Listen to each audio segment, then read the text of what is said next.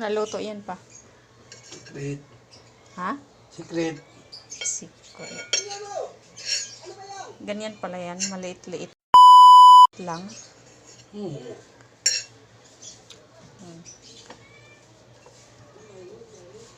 Ayan o, atay o. Tapos balon-balonan.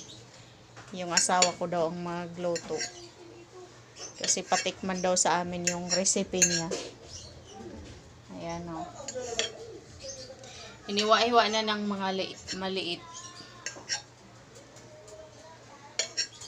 Sige nga, tikman natin mamaya yung luto mo. Tapos, lagyan daw niya ng sitaw at saka tayo, ayan, at saka sibuyas. Magic sarap. Ayan, templado na yan, oh.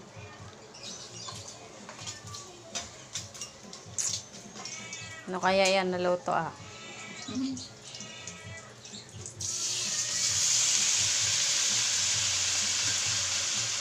Hindi muna niyan lagyan ng bawang at saka sibuyas para makakain si Buntit.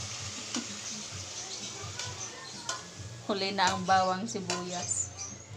Ako, linagyan niya ng sitaw at saka talong. Yan. Tapos atay balon-balonan.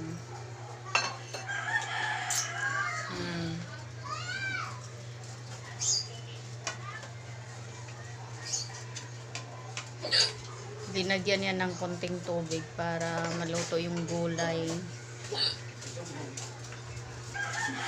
So, ayan. Luto na yung liluto ng asawa ko. Ayan. Kaya yan ang gusto ko pag umuwi ako. Kasi nagluluto talaga siya. Ang bait ng asawa ko.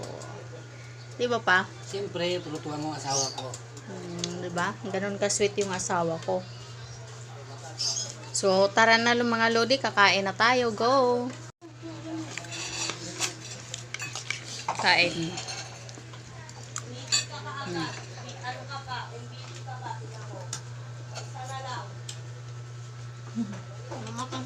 Ano ba ginawa ko? Masarap kumain pag salo-salo.